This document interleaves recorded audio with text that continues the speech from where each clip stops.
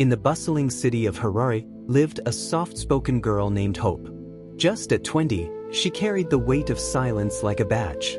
Since her mother's death, it had always been just her and her father. A mechanic with grease-stained hands but a clean heart. He worked late, loved deeper, and trusted too much. Hope was brilliant. Not the kind of brilliance that shouted, but the kind that glowed in her eyes and whispered from the pages of her notebooks. When she got the call, a full scholarship to Queen's Academy, the most prestigious school in the country, her father cried quietly behind his workshop. It was her chance out. Out of poverty, out of obscurity, into something bigger. I didn't belong.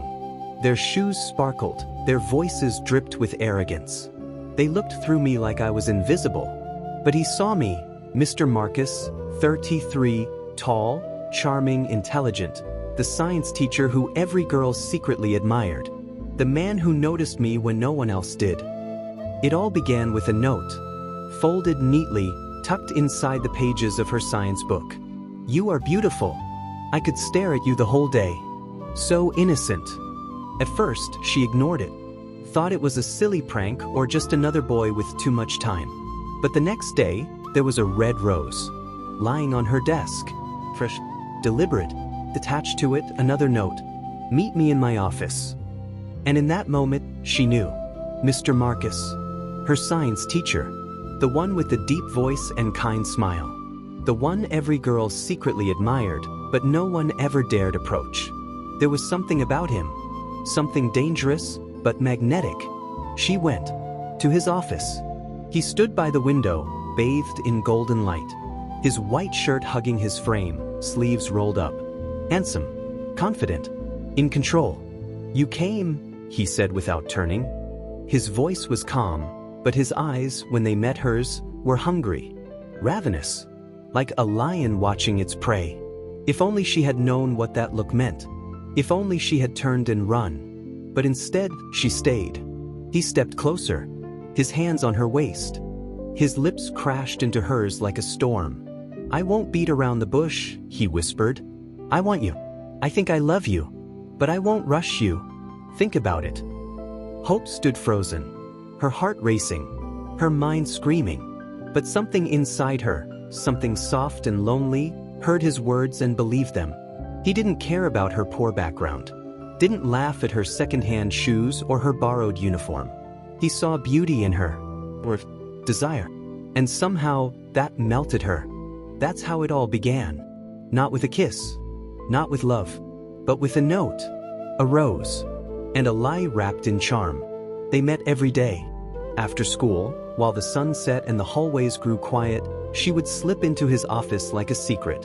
And there, in that small space filled with books and lies, Hope gave him her heart piece by piece. She told him everything. About her family, her late mother, her father who worked day and night to give her a better life. She spoke of her dreams, to be a doctor, to build a home, to make her father proud. She shared her fears too, of being alone, of not being good enough, of trusting the wrong people. And Mr. Marcus? He listened. He told her stories of a dead wife, a lonely heart, a man misunderstood. He told her he loved her, that he would stand by her no matter what. All lies. And because he made himself vulnerable, she believed him. Because men don't open up easily, do they?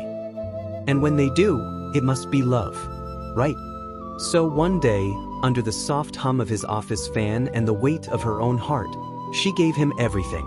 Right there, on his desk, Hope lost her innocence. But it didn't matter, because she thought he loved her. And in that moment, that lie was enough. The days that followed were sweet, fun, exciting. He called her his peace, told her he loved her countless times. She called him her future. But every fairy tale has a moment when the magic runs out. And for Hope, that moment came the day she missed her period. The day 2 pink lines changed everything. The day her dream turned into a nightmare. The day she found out she was pregnant. Hope sniffled, her shoulders trembling as she wiped away the tears clinging to her cheeks. Her voice cracked as she looked up at Mr. Marcus, eyes swollen with pain, betrayal, and something else, something broken. What did you just say, young lady? His voice was cold. Sir, not the voice of a man who once whispered I love you. Hope hesitated, her breath shallow. Then, almost in a whisper, I said, I'm pregnant. And then, silence. Mr. Marcus stared at her. No guilt, no surprise, not even fear. Just a blank wall where a man's soul should be. And then, so, he said flatly, get rid of it. The words punched the air from her lungs. I can't lose my precious wife over this mistake. And I certainly won't let some foolish little girl with no self-control ruin my career. He didn't yell. He didn't flinch. He spat the words like venom, each syllable slicing deeper than the last. Hope stepped back. Her heart pounded against her chest, wild and desperate. This was the man who had held her face in his hands and whispered forever. The same man who cried when he told her about the wife he had lost in a tragic car accident. The man who swore he'd take care of her the night he made love to her in his office. But now, he stood there, cold and cruel, speaking of a precious wife who was suddenly very much alive. Hope stared at him like she didn't recognize the man in front of her. Because she didn't. Because he was never real. Just a mask. And she, just the girl he used to feel alive for a moment. Leave my office, he said coldly. Go to your class and do what you came here for. Hope just stood there, frozen, like a soul that had been slapped straight out of its body. Her mouth opened slightly, but no words came out. There was nothing left to say. She turned slowly, legs trembling beneath her, and walked out of his office in silence. But her mind wasn't silent. Her thoughts were loud, violent, torturous. She sat in class, but her body felt heavy, hollow. Like she wasn't really there. All she could hear were his words replaying over and over again. My precious wife. Foolish little girl with no self-control. Tears rolled down her cheeks before she even noticed they had started falling. This was the same man who once called her beautiful with tears in his eyes. The same man who told her he had no one left after his wife died. The man who promised to take care of her the day he took her innocence, in that same school office. And now he spoke to her like she was dirt, a mistake, a problem to be thrown away. She had been so blind, so foolish. There's truly a thin line between love and hate. But now she wondered, was it even love? Or had it all just been lies wrapped in soft smiles and false promises? If it was love, it was one-sided, and it took a heartbeat growing inside her to finally open her eyes. The moment the lesson ended, she picked up her bag and walked out. She didn't wait for anyone. She didn't speak. She didn't even look around. She just wanted to go home, lie down, and pretend the world outside didn't exist. Maybe tomorrow, she would try and talk to Mr. Marcus again, maybe. At home, her father Kofi was already waiting for her. The moment she walked through the door, he stood up and opened his arms wide with his usual smile. Guess what, my angel? He said with so much excitement in his voice. Hope forced a smile that cracked her face instead of warming it. What, Dad? She asked. But he saw it instantly. Fathers know. He looked into her eyes and his smile vanished. What happened? Have you been crying? He asked softly, his voice full of concern. And that was it. Hope burst into tears and ran into her father's arms. She clung to him like a little girl lost in a storm. And she cried like she'd never cried before. She didn't say a word, but her body shook with every sob. She cried out the pain. She cried out the betrayal. She cried out the shame. And most of all, she cried because she felt like she had let her father down. Kofi held her tightly. His strong arms wrapped around her like a shield. He didn't ask anything else. He just let her break. When her crying finally slowed down, he sat her down gently and held her hand. His voice was soft, patient, and full of love. It's okay if you don't want to talk now, Hope, he said. But when you're ready, just know I'm here. I'll listen. I'll help. I will never turn my back on you. And in that moment, even with everything burning inside her, Hope felt something she hadn't felt all day, relief. A small light in all the darkness. Meanwhile, Mr. Marcus sat alone in his office. The sun had long dipped beyond the horizon, and the school grounds were quiet, empty. But he hadn't even noticed.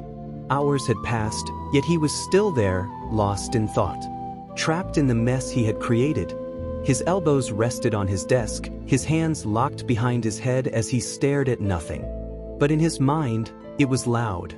He remembered the day Hope first walked into his classroom, her uniform perfectly ironed, her satchel too big for her small frame, and those eyes, full of dreams.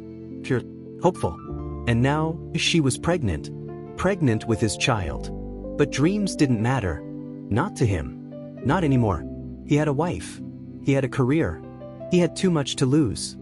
He exhaled deeply, then sat up. That's when the idea hit him. A quick, sharp thought that planted itself in his mind like poison. He picked up his phone and dialed Hope's number. She picked up quickly. Almost too quickly, like she had been waiting, hoping, praying he would call. Hope, his voice was soft. The same voice he used when he first reeled her in. I'm sorry, he said.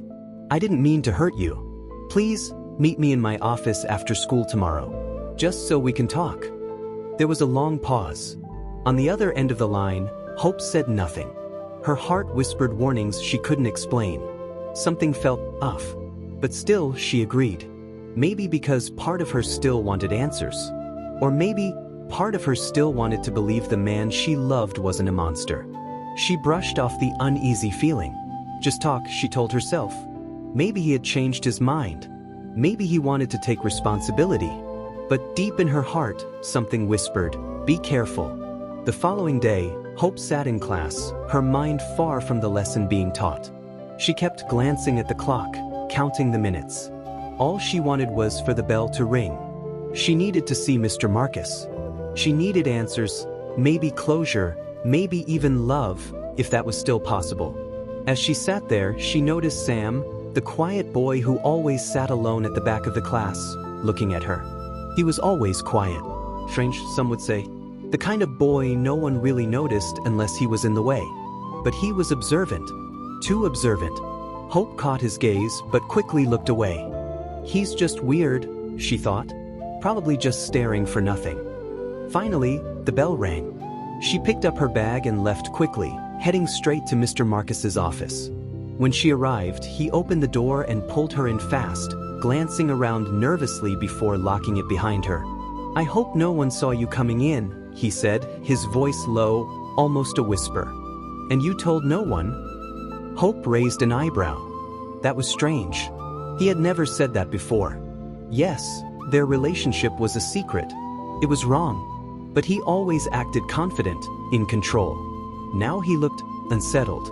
No one saw me, she said quietly, and I didn't tell anyone. He nodded, then walked towards her and gently cupped her face. You are beautiful, he said softly. So beautiful. It's just such a pity that our relationship is the kind no one would ever approve of. Hope swallowed hard. Her throat was dry. Her heart uneasy. So, what do we do now? She asked, almost in a whisper. Mr. Marcus smiled. But it wasn't a warm smile. It was too calm. Too still. Don't worry, he said. I'll figure things out. For us. Then he pulled her close and kissed her. Not gently. Not lovingly. It was hard. Passionate. But not in a way that made her feel safe. It felt like a goodbye she didn't understand.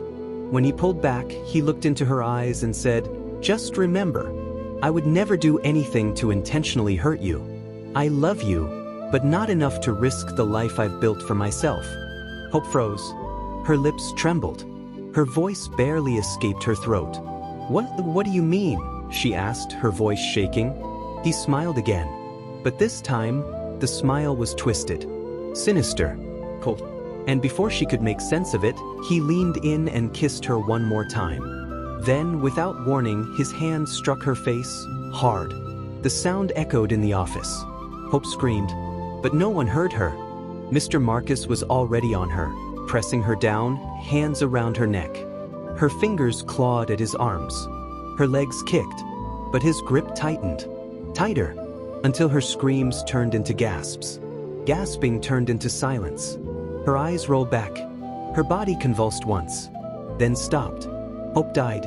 Just like that, in the very room where she first believed in love, she met her end, at the hands of the same man who once said he'd protect her.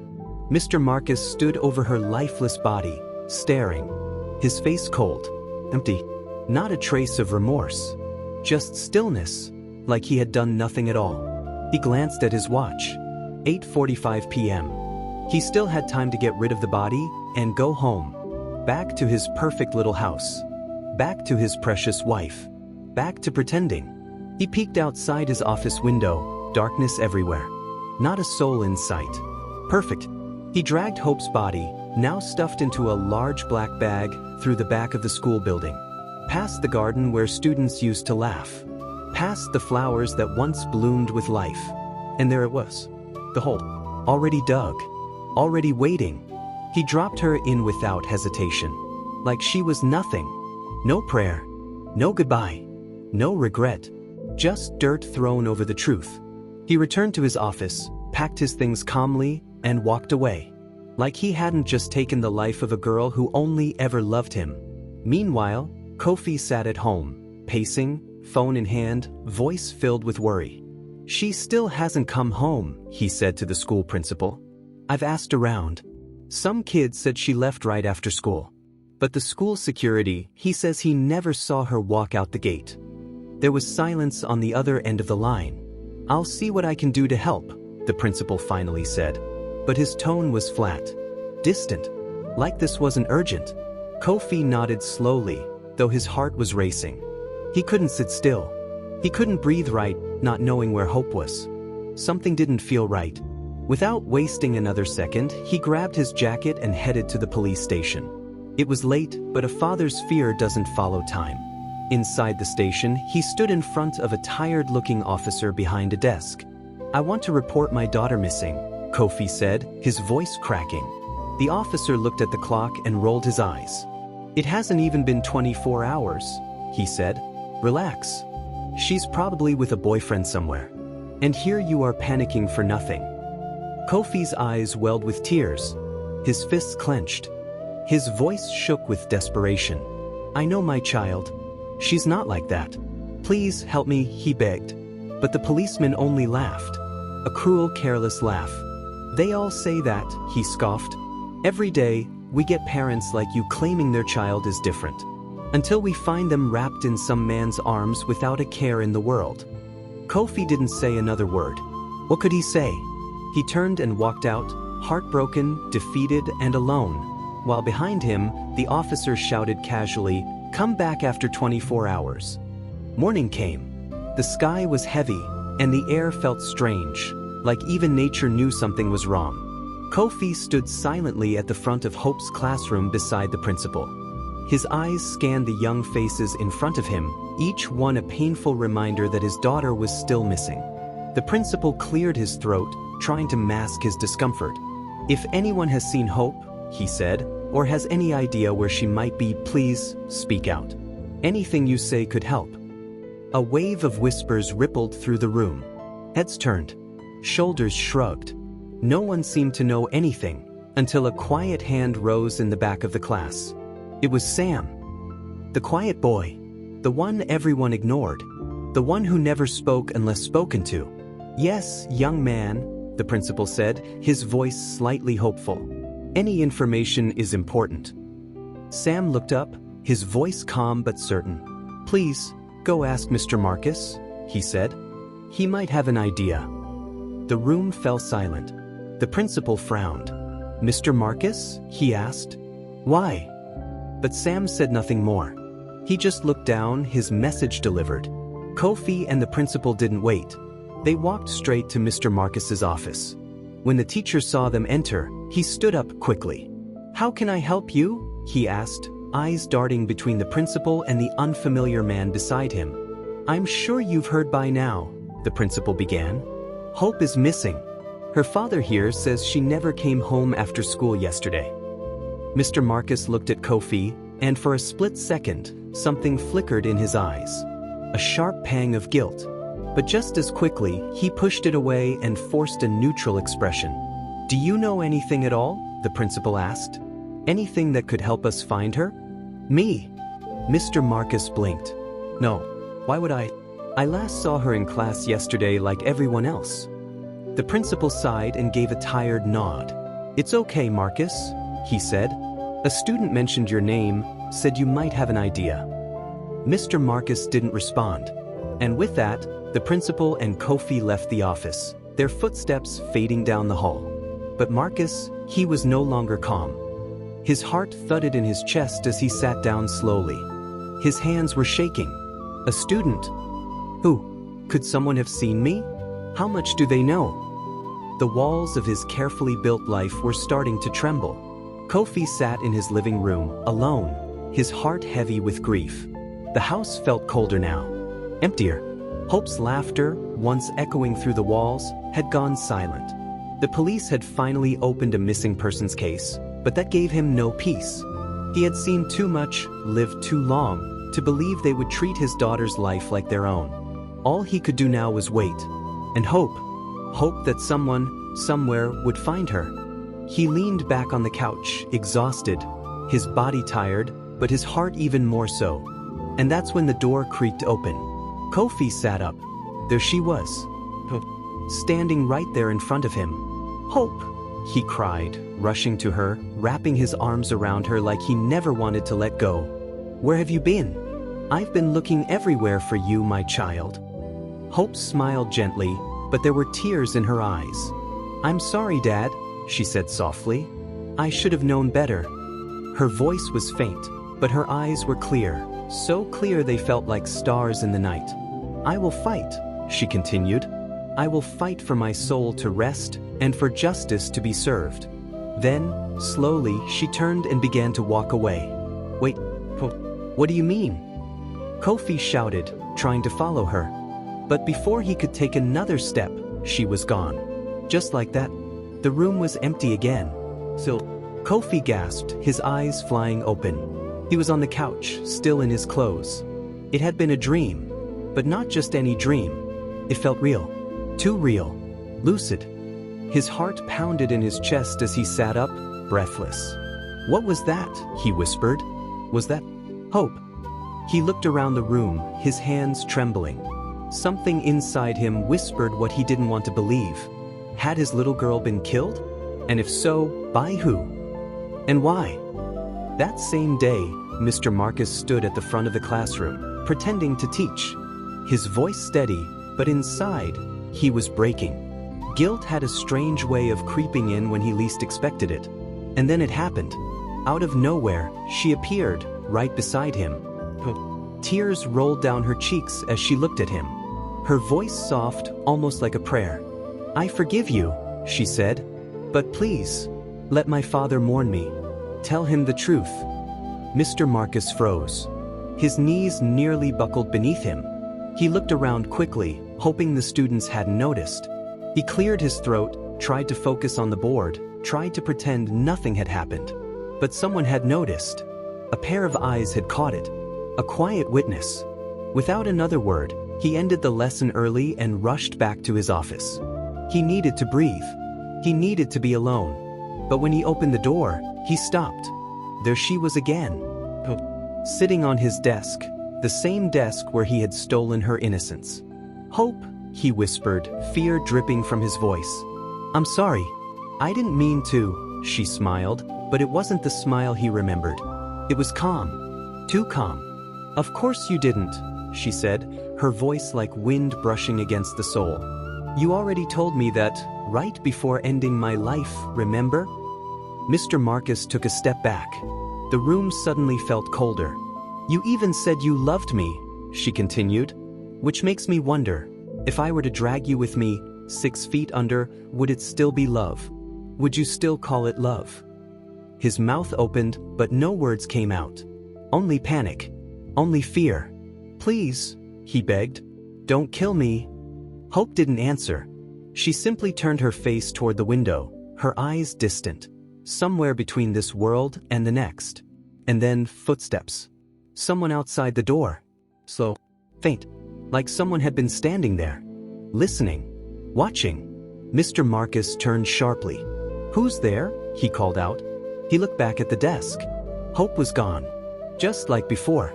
like smoke, like memory, and all that remained was silence and fear. Later that afternoon, after the final bell had rung and the school gate stood quiet, Sam walked slowly toward Hope's house. His hands trembled as he clutched his phone tightly to his chest. His heart was pounding, but he knew it was time. He had seen everything. From the very first moment Mr. Marcus and Hope began their secret relationship, to the very last moment he buried her lifeless body beneath the school garden soil. He had seen it all. When he arrived at Kofi's house, he found the man sitting silently outside. His eyes were dull, his back slightly hunched. Grief had begun carving itself into his very bones. "How can I help you?" Kofi asked, his voice barely rising. Sam didn't say a word. He simply handed him the phone. And there, on the screen, was Mr. Marcus, talking to someone who wasn't there, pleading, begging, speaking a name that cut through Kofi like a blade. Hope. Kofi's breath caught in his throat. He looked at Sam with eyes wide, red, and trembling. "They were in a relationship," Sam said softly. "I don't know what happened, but I saw him. I saw him bury her in the school garden." Kofi dropped to his knees. "No, oh no, my daughter," he cried, his voice shattering the silence like glass. The dream, her soft voice, her apology. It all made sense now. Hope had come to him, not just in his dream, but in spirit. She had shown him the truth. And now it was here, in front of him. Unbearable. He rushed to the police station with Sam, barely able to breathe. They played the video again. Sam confessed everything he saw, every detail. The officer leaned back in his chair, serious now, his earlier mockery gone. "Are you sure, young man?" he asked. Sam nodded firmly. "I'm sure." The officer stood. "Go home, but be at the school tomorrow morning. It'll be easier to catch him there. And don't tell anyone." Kofi nodded slowly, numb, barely holding himself together. That night, Kofi didn't sleep. He lay in silence, tears flowing steadily down his cheeks. His baby girl gone. Her life stolen by the very man who was supposed to protect her. A teacher, a guardian, a monster hiding behind a chalkboard and a smile. Morning came slowly. The sun rose, but it didn't bring warmth. It brought silence. Heavy silence. Mr. Marcus sat alone in his office, flipping through his lesson notes like everything was normal. Like there wasn't blood on his hands. Like he hadn't buried the truth with his bare hands. But the silence was broken by a knock. Measured. Final. He looked up and his heart skipped. A uniformed police officer stepped into the room, his eyes cold, unreadable. Mr. Marcus tried to steady his breath. How can I help you?" he asked, though his voice trembled, betraying him. The officer took a slow step forward and smirked. "Mr. Marcus, you are under arrest for the murder of Hope Daniels." The words echoed in the room like thunder. No, what do you mean?" Mr. Marcus shouted, panic rising like a wave. The officer didn't flinch. "Anything you say can and will be used against you in the court of law," he said as he stepped forward and snapped the cold metal cuffs around Mr. Marcus's wrists.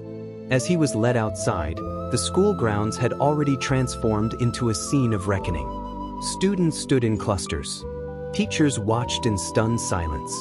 And at the far end of the garden, police officers were digging. And then, the stench of truth.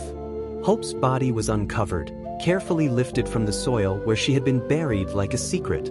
The moment Mr. Marcus saw the black bag, that black bag, his legs gave in. He fell to the ground, clutching his chest. His face twisted in pain. His eyes red. His mouth open in a silent scream. Tears poured down his face, but they meant nothing now. It was too late. He looked up and saw him, Kofi, standing silently near the grave. His face still, his eyes swollen. But he didn't shout. He didn't move. Because grief has a way of hollowing you out until you feel nothing at all. And then the crowd erupted. "Murderer! Killer! You took her life!" The words rained down like stones. Mr. Marcus didn't fight, didn't speak. He looked broken, finished, defeated. The police dragged him away, past every pair of accusing eyes, toward the waiting car.